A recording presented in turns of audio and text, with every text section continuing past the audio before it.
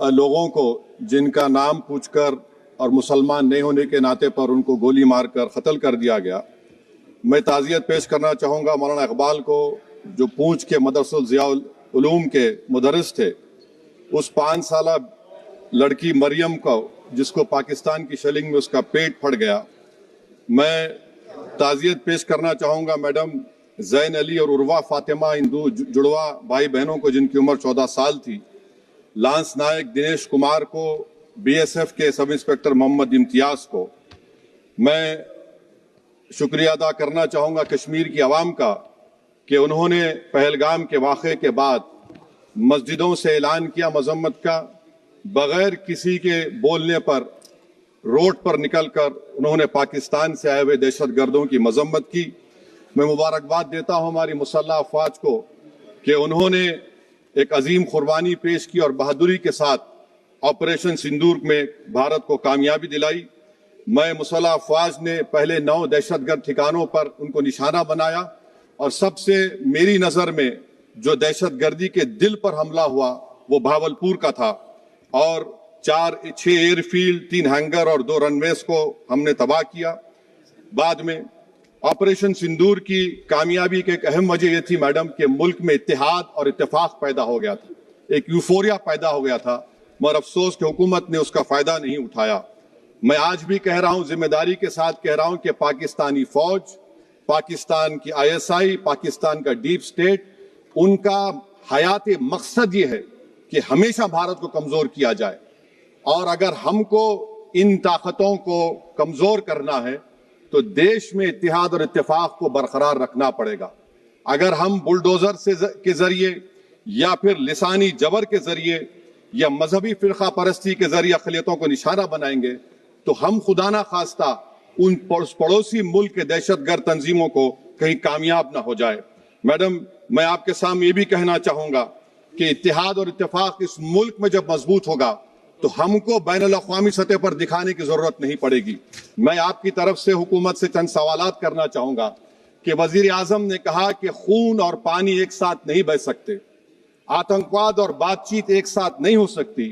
तो मेरा सवाल आपके जरिए से वजीर आजम और हुकूमत से यह है, फिर जिन इंसानों को बैसारा की वादी में मारा गया था, क्या आपका जमीर इस बात की इजाजत देता है कि आप ट्रेड बंद कर दिए, पाकिस्तान का एयरक्राफ्ट हमारे एयर स्पेस में नहीं आ सकता, उनकी कश्ती हमारे पानी में नहीं आ सकती, ट्रेड खत्म हो चुका है डायरेक्ट इनडायरेक्टेड, आपका जमीर जिंदा क्यों नहीं है?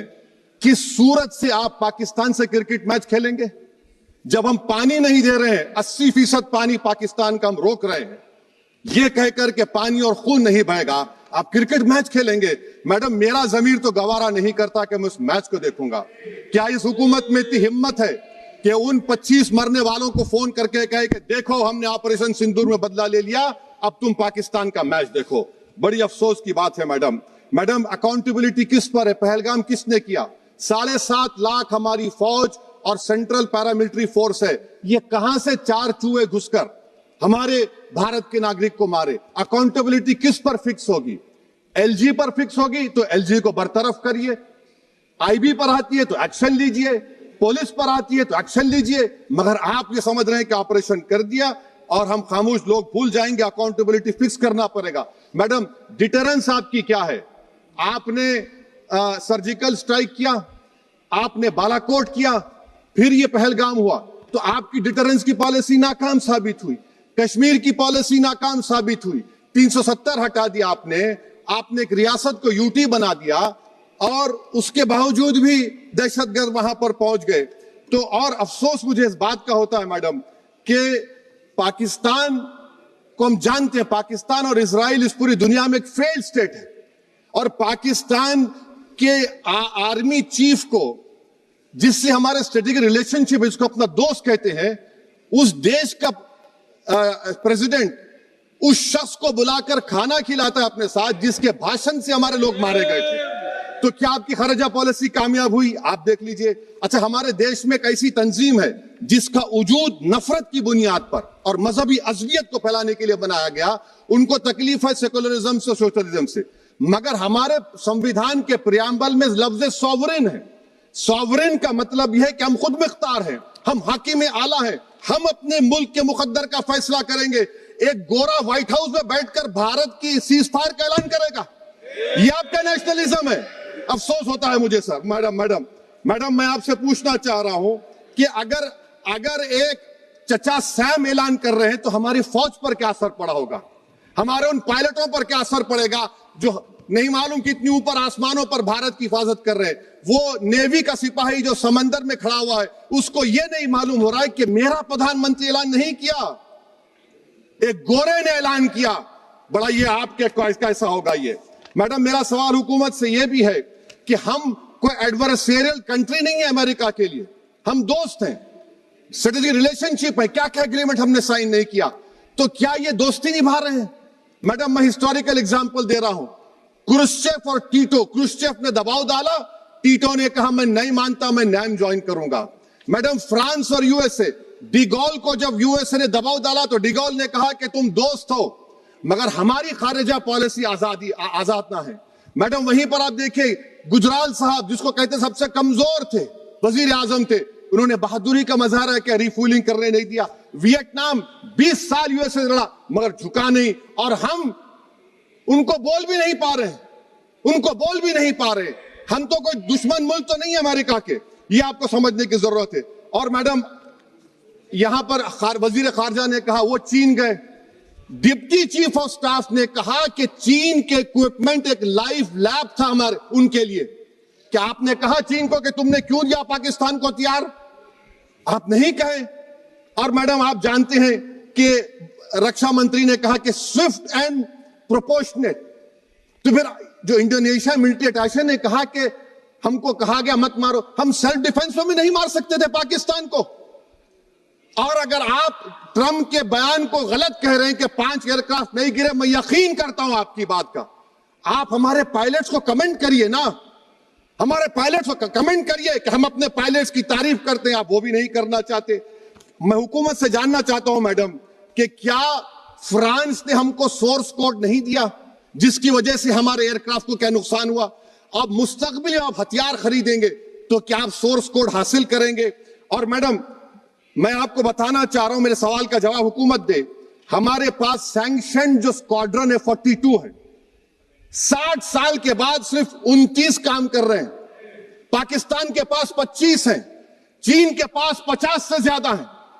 11 साल से आप सरकार में हैं, सबमरीन नहीं है, थर्ड एयरक्राफ्ट कैरियर कहां पर है आप बताइए। और मैडम FATF में लाना पड़ेगा आपको। अगर आप विश्व गुरु हैं तो हम आपको चैलेंज कर रहे हैं, आप G7 के कंट्रीज को, GCC को और चचा सैम को राजी कराइए कि पाकिस्तान को, मैडम खत्म कर रहा हूं, FATF में दोबारा लाया जाए।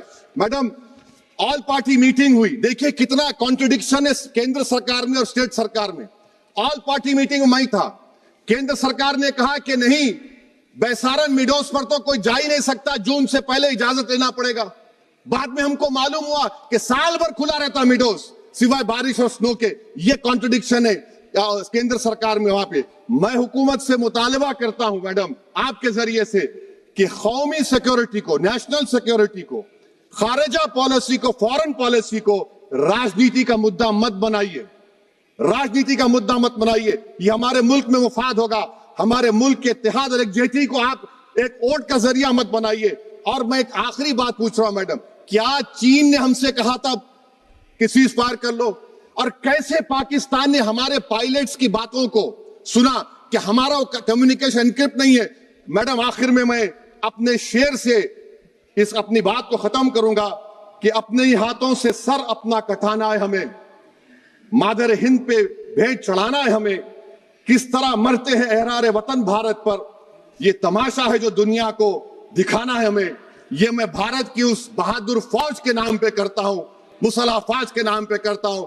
यह शेर कहने वाला कोई बीजेपी का नहीं था, यह शेर कहने वाले का नाम शेर था, शहीद अशफाकुल्लाह। मैं फिर से हुकूमत से कह रहा हूं, पाकिस्तान टेररिज्म करेगा, आप तैयार हो जाइए। आप चीन से मोहब्बत, कितना इम्बैलेंस हुआ ट्रेड का, कितना इम्बैलेंस हो रहा है चीन से। अच्छा जब गलवान हुआ उस वक्त भी ट्रंप ने कहा था कि मैं बात करूंगा, हमने कहा नहीं बात करेंगे, जरूरत नहीं है। आज ट्रंप हमारे से पहले बोलता है इज्जत नफ्स भी कोई चीज होती है, इख्तिदार में कोई यहां रहेगा कोई वहां रहेगा, मगर इख्तिदार में इकबाल होना चाहिए। बदबख्ती की बात यह है कि आपने इकबाल को खो दिया। बहुत बहुत शुक्रिया।